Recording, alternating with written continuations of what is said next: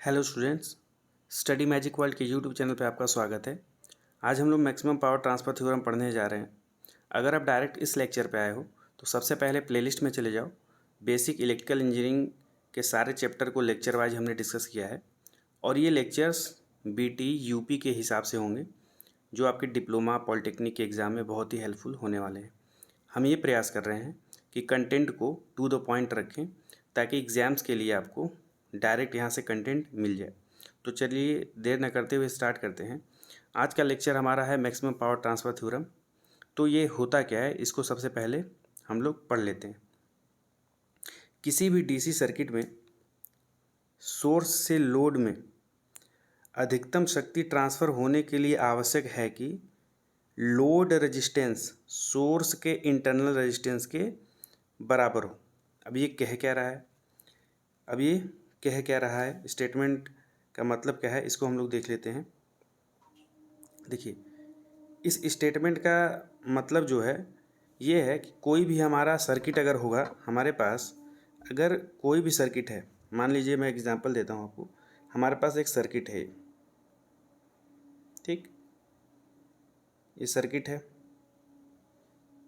अब इस सर्किट में क्या देख रहे हो आप, एक वोल्टेज सोर्स देख रहे हो और ये क्या है, आर आई है। जो रेजिस्टेंस लगा हुआ है आर आई है। आप कहोगे सर आर आई क्या है, तो ये वोल्टेज का इंटरनल रेजिस्टेंस है। क्या है, वोल्टेज का इंटरनल रेजिस्टेंस। जो वोल्टेज सोर्स हमारे पास होता है, जो वोल्टेज सोर्स होता है उसका भी आंतरिक प्रतिरोध होता है कुछ ना कुछ। अभी आगे हम लोग जब वोल्टेज सोर्स और करंट सोर्स पढ़ेंगे तो उसमें ये सारी चीज़ें क्लियर हो जाएंगी कि जो आइडियल वोल्टेज सोर्स होता है उसका इंटरनल रेजिस्टेंस ज़ीरो होता है और जो प्रैक्टिकल वोल्टेज सोर्स होता है उसका इंटरनल रेजिस्टेंस वेरी लो या बहुत छोटा होता है। तो फिलहाल अभी हम ये समझते हैं कि स्क्रीन पे अभी एक वोल्टेज सोर्स दिखाया गया है और उसका आंतरिक प्रतिरोध जो कि वेरी स्मॉल है, क्योंकि प्रैक्टिकल की बात करेंगे हम लोग। आइडियली में जो आंतरिक प्रतिरोध वोल्टेज सोर्स का होता है वो शून्य होता है और प्रैक्टिकल में वोल्टेज सोर्स का आंतरिक प्रतिरोध कुछ ना कुछ होता है स्मॉल अमाउंट में। तो डायग्राम में आपको दिख रहा है कि एक हमारे पास वोल्टेज सोर्स है जिसका आंतरिक प्रतिरोध आर आई है, ठीक है। अब इस सर्किट में एक बाहर से हम लोग रेजिस्टेंस यहाँ पे जोड़ दिए और इस रेजिस्टेंस को हम लोग बोल रहे हैं क्या, कि ये लोड है। क्या है बेटा, लोड है। इसी को लोड के नाम से हम लोग जान रहे हैं। अब इसकी भी वैल्यू हम आर बता कुछ इसका नाम रख देते हैं आर एल। तो जो मैक्सिमम पावर ट्रांसफ़र थ्योरम कहता है वो ये कहता है कि ये जो वोल्टेज सोर्स हमारे पास है, ये जो वोल्टेज सोर्स है, ये मैक्सिमम पावर लोड को ट्रांसफ़र कब करेगा, ये मैक्सिमम पावर लोड को ट्रांसफ़र कब करेगा, जब इस लोड रेजिस्टेंस आर एल का मान किसके बराबर हो, आर आई के, ठीक है। आर एल का मान किसके बराबर हो, आर आई के।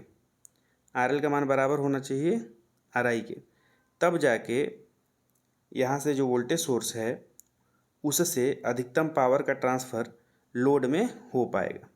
फिर से देखिए, फिर से समझिए क्या कह रहा है, अच्छे से समझना है हमको। हम लोग फिर से समझेंगे इस चीज़ को, आखिर यहाँ पे कहा क्या जा रहा है। ध्यान दीजिए, मैं आपको समझाता हूँ। अच्छा हाँ, यहाँ डायग्राम देखिए आप, डायग्राम यहाँ बना हुआ है, यहाँ से हम लोग समझ लेते हैं। जो देखो, सुपर पोजिशन थ्योरम तो पहले पढ़ा था हमने, अभी हम लोग पढ़ रहे हैं मैक्सिमम पावर ट्रांसफ़र थ्योरम।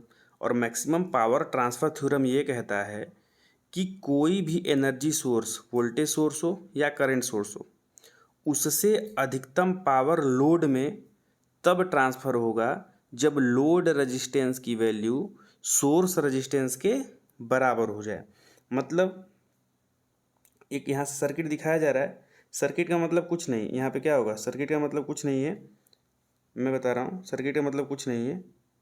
यहाँ पे सिंपली ये कहा जा रहा है कि इसके अंदर क्या होगा, एक इंटरनल रेजिस्टेंस लगा होगा और एक वोल्टेज सोर्स लगा होगा, ठीक है। ये आर आई है और ये वी है, ठीक, और ये आर एल है, लोड रेजिस्टेंस। तो मैक्सिमम पावर ट्रांसफ़र थ्योरम ये कहता है कि जब लोड रेजिस्टेंस का मान सोर्स के इंटरनल रेजिस्टेंस के मान के बराबर होगा तभी अधिकतम पावर सोर्स से लोड में ट्रांसफ़र हो पाएगी, तभी अधिकतम पावर सोर्स से लोड में ट्रांसफ़र हो पाएगी। स्टेटमेंट हो गया, ये हमारे पास स्टेटमेंट हो गया।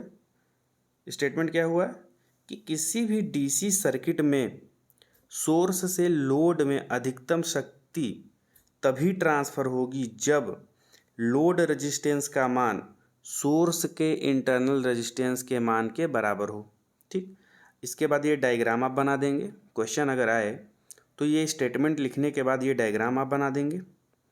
ठीक, और इसमें ये शो कर देंगे कि कब maximum power transfer theorem apply होगा।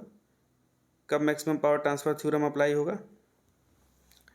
मैक्सिमम पावर ट्रांसफ़र थ्योरम तब अप्लाई होगा जब क्या होगा?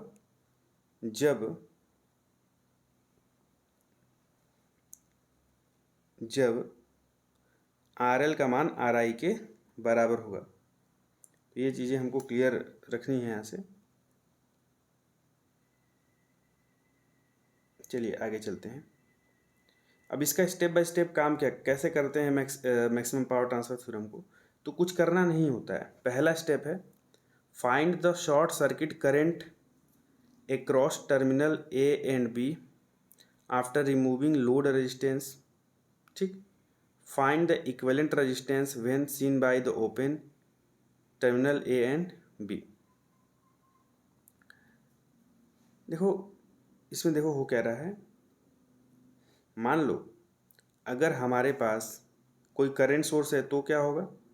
अगर हमारे पास कोई करंट, देखिए अभी वोल्टेज सोर्स था तो वोल्टेज सोर्स का जो इंटरनल रेजिस्टेंस था उसको क्या कर रहे थे, उस मान को हम लोग देख रहे थे कि वोल्टेज सोर्स का आंतरिक प्रतिरोध क्या है, और हम कह रहे थे कि जब लोड रेजिस्टेंस का मान हम उस आंतरिक प्रतिरोध के बराबर लेंगे तभी मैक्सिमम पावर का ट्रांसफ़र होगा। अब अभी हमें ये समझना है कि अगर हमारे पास करंट सोर्स हो तो क्या होगा। करंट सोर्स है तो भी वही रूल अप्लाई करेंगे। करंट सोर्स है तो करंट सोर्स का कुछ आंतरिक प्रतिरोध होगा और ये लोड लगा हुआ है। और मैक्सिमम पावर कब ट्रांसफ़र होगा? जब RL इक्वल टू RN होगा। इस केस में भी यही होगा। मतलब करंट सोर्स हो या वोल्टेज सोर्स हो, अधिकतम पावर का ट्रांसफ़र तभी होगा जब लोड रेजिस्टेंस का मान सोर्स के इंटरनल रेजिस्टेंस के मान के बराबर हो। ठीक है, यही होता है मैक्सिमम पावर ट्रांसफ़र थ्योरम। इसके बाद इसका डेरिवेशन पूछता है एग्ज़ाम में, आपसे पूछ सकता है कि डेरिवेशन बताइए, क्योंकि डेरिवेशन इसका इंपॉर्टेंट है। तो हम लोग डेरिवेशन को देख लेते हैं मैक्सिमम पावर ट्रांसफ़र थ्योरम। तो मैक्सिमम पावर ट्रांसफ़र थ्योरम में जब डेरिवेशन आप करोगे तो सबसे पहले ये जो डायग्राम आपको स्क्रीन पे दिख रहा है, इस डायग्राम को बना लोगे। यहाँ पे एक वोल्टेज सोर्स है, इसका आंतरिक प्रतिरोध है RTH, और एक बाहर का जो लोड रेजिस्टेंस है, जो लोड रेजिस्टेंस लगाया गया है वो है हमारे पास RL। ठीक, अब इस सर्किट को देखोगे अगर, तो इस सर्किट को देखने के बाद मैं कहूँ कि इस सर्किट में जो करंट फ्लो हो रहा है उस करंट का मान क्या होगा। तो करंट बराबर होता है वोल्टेज अपॉन में रेजिस्टेंस। तो वोल्टेज क्या है यहाँ पे VTH, तो VTH मैंने रख दिया, बटे में रेजिस्टेंस। तो ये रेजिस्टेंस मतलब वोल्टेज सोर्स का आंतरिक प्रतिरोध और लोड रेजिस्टेंस सीरीज में है, तो इन दोनों को प्लस कर देंगे। तो यहाँ पे नीचे टोटल क्या रेजिस्टेंस आ गया, RTH प्लस RL आ गया। हमारे पास क्या आ गया, RTH प्लस RL आ गया है। समझ में आ रहा है आपको? पहला स्टेप तो ये है। दूसरे स्टेप में क्या करना है, पावर कंज्यूम्ड निकालना है। पावर कंज्यूम्ड कि पावर कितना कंज्यूम हो रहा है लोड के द्वारा, क्योंकि लोड में ही तो अधिकतम पावर ट्रांसफ़र थ्योरम निकालना है। लोड में ही तो अधिकतम पावर ट्रांसफ़र थ्योरम निकालना है हमको। तो पावर कंज्यूम्ड और डिसिपेटेड इन लोड, तो पावर डिसिपेटेड का फॉर्मूला जो हमारे पास होता है P इक्वल टू होता है I²R। क्या होता है? P equal to I²R। और I का मान यहाँ से हम ले लेंगे। I का मान कितना है, VTH अपॉन में RTH प्लस RL। तो इसका whole square multiplied by RL कर देंगे। RL क्यों किए हैं, क्योंकि जो लोड है ना उसी में जो खर्च हो रहा है पावर उसका मान निकाल रहे हैं, और लोड में खर्च होने वाले पावर का मान निकालने के लिए P इक्वल टू I²RL करेंगे। I का मान पहले से पता है हमको, VTH अपॉन में RTH प्लस RL है, तो उसी का मान पुट किया है और इक्वेशन नंबर फर्स्ट हमने बना दिया है। अब आगे देखते हैं। अब इंटर में आपने पढ़ा होगा कि जब मैक्सिमम वैल्यू को कैलकुलेट करना रहता है हमको, तो मैक्सिमम वैल्यू कैलकुलेट करने के लिए हमको डिफरेंशिएट करना होता है। क्या करना होता है? डिफरेंशिएट करना होता है अपने इक्वेशन को। तो हमको ये निकालना है कि मैक्सिमम पावर कब ट्रांसफ़र होगा। तो मैक्सिमम पावर कब ट्रांसफ़र होगा, इसको निकालने के लिए हमें पावर को RL यानी लोड रेजिस्टेंस के रिस्पेक्ट में डिफरेंशिएट करना होगा। लोड रेजिस्टेंस के रिस्पेक्ट में ही क्यों डिफरेंशिएट कर रहे हैं? क्योंकि हमारे पास जो लोड रेजिस्टेंस होगा वही वेरिएबल है। हम सोर्स के आंतरिक प्रतिरोध को नहीं बदल सकते। हमारे पास वोल्टेज सोर्स हो या करंट सोर्स हो, उसके आंतरिक प्रतिरोध में कोई छेड़खानी नहीं कर सकते हम। हाँ, लेकिन जो लोड लग रहा है उस लोड का जो प्रतिरोध है उसको हम बदल सकते हैं। इसलिए लोड रेजिस्टेंस के सापेक्ष ही हम अवकलन करेंगे या डिफरेंशिएट करेंगे। तो वही हम लोग कर रहे हैं, पावर को किसके रिस्पेक्ट में डिफरेंशिएट कर रहे हैं? लोड रेजिस्टेंस के रिस्पेक्ट में डिफरेंशिएट कर रहे हैं। इक्वेशन देखिए, यहाँ से इक्वेशन है आपका सामने देखिए। तो हमने जब पावर को लोड रेजिस्टेंस के रिस्पेक्ट में डिफरेंशिएट किया है तो अंश बटे में हर वाला कंसेप्ट लगेगा। क्या लगेगा? अंश बटे में हर। अंश बटे में हर। तो अंश बटे में हर का जो कंसेप्ट होता है उसमें क्या होता है? अंश बटे हर का जब डिफरेंशिएशन करते हैं तो हर गुणे अंश का अवकलन माइनस अंश गुणे हर का अवकलन बटे में हर का वर्ग हो जाता है। ये इंटर का कंसेप्ट है। अगर अभी आपको क्लियर नहीं हो रहा है तो एक बार इस पर आप रिसर्च करेंगे, जाके देखेंगे कि अंश बटे हर का अवकलन कैसे करते हैं। क्योंकि देखिए ना, जो पावर हमारे पास है ना यहाँ पे पावर, तो ये पावर जो आया हुआ है तो अंश बटे में हर के रूप में ही तो आया है। अंश बटे हर के रूप में ही तो आया है, इसीलिए इसका हम अवकलन अंश बटे हर में किए हैं। और यहाँ से इक्वेशन में अगर हम देखें तो इक्वेशन में देखने पे ये समझ में आता है हमको कि जो VTH है वो कांस्टेंट है। VTH मतलब जो वोल्टेज है वो हमारा कांस्टेंट है। तो जब VTH कांस्टेंट है तो उसको हमने बाहर ले लिया और बचा क्या हमारे पास? बचा क्या है? तो हमारे पास बचा है RL अपॉन में RTH प्लस RL का होल स्क्वायर। जब VTH का स्क्वायर आप कॉमन ले लोगे तो बचेगा RL अपॉन में RTH प्लस RL का होल स्क्वायर। तो उसी को हमने डिफरेंशिएट कर दिया है। डिफरेंशिएट करने के बाद इसको शून्य के बराबर रखेंगे। शून्य के बराबर रख के हम लोग जब कैलकुलेट करेंगे तो यहाँ से हमारे पास एक वैल्यू आ जाएगी। इसका स्क्रीनशॉट लेते रहिएगा आप लोग।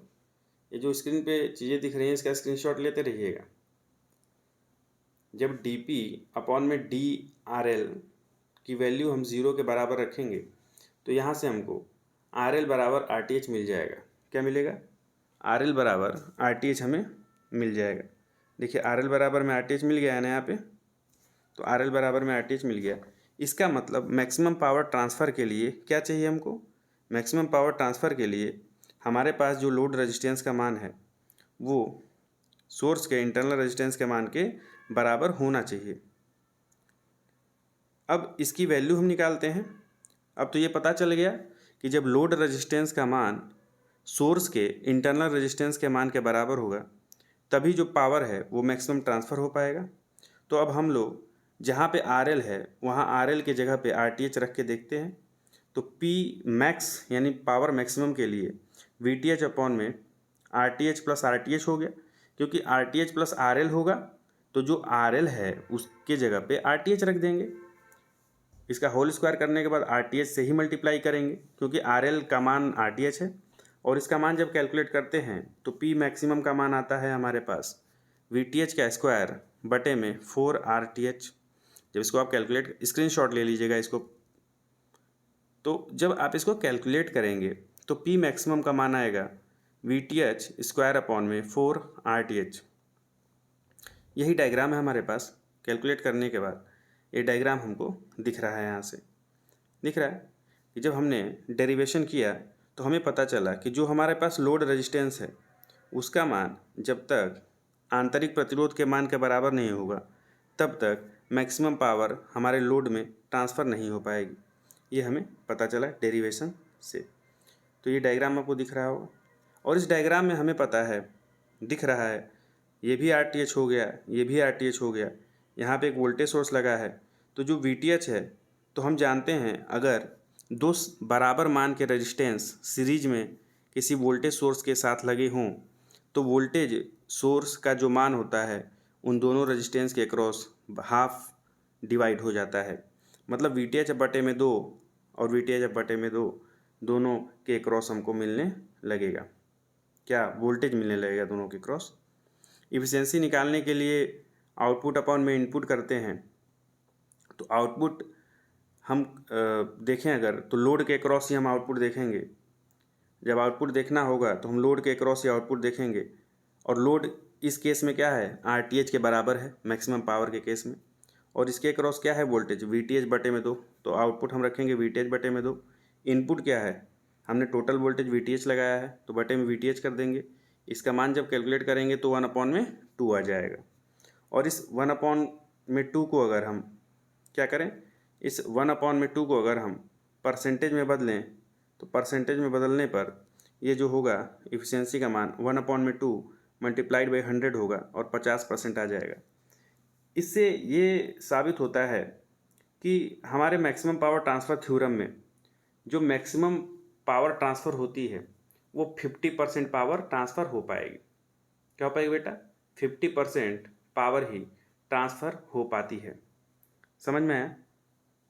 उम्मीद करता हूँ आज जो मैक्सिमम पावर ट्रांसफ़र थ्योरम है ये आपको समझ में आया होगा। एग्ज़ाम में इसका डेरिवेशन भी इम्पॉर्टेंट है, इस पर क्वेश्चन भी आता है। थोड़ा सा क्वेश्चन मैं डिस्कस कर देता हूँ कि क्वेश्चन किस तरीके से आपको मिल सकता है, तो उसको आप ध्यान दीजिएगा। स्क्रीन पे देखते रहिए, मैं एक क्वेश्चन सॉल्व करवा देता हूँ। देखिए छोटा सा क्वेश्चन एक लेते हैं। एक हमारे पास वोल्टेज सोर्स है, ठीक, एक वोल्टेज सोर्स है। क्वेश्चन पूछे कि इसमें RL का मान कितना रखें कि मैक्सिमम पावर ट्रांसफ़र हो। यहाँ पे 4 ओम दिया है इंटरनल रेजिस्टेंस और ये 5 वोल्ट दिया है वोल्टेज का मान, और पूछ रहा है आपसे कि RL का मान कितना हम जोड़ें इससे ताकि मैक्सिमम पावर ट्रांसफ़र हो।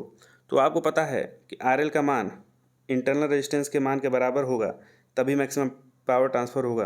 तो RL बराबर आप बता दोगे सर 4 ओम रेजिस्टेंस जोड़ना होगा हमको सर्किट में, तभी मैक्सिमम पावर ट्रांसफ़र हो पाएगा। समझ में आ रहा है। एक और क्वेश्चन मैं करा देता हूँ। अभी थोड़ा सा स्टैंडर्ड लेवल जाते हैं हम लोग, थोड़ा सा।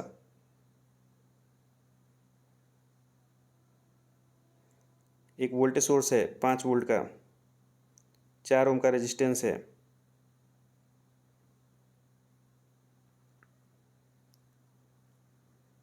क्वेश्चन पूछ रहा है कि यहाँ पे RL का मान कितना होगा, कि कितना रखें, RL का मान कितना रखें कि मैक्सिमम पावर ट्रांसफ़र हो पाए, कि मैक्सिमम पावर ट्रांसफ़र हो पाए। इसका भी मान 4 ओम है, ये 5 वोल्ट है।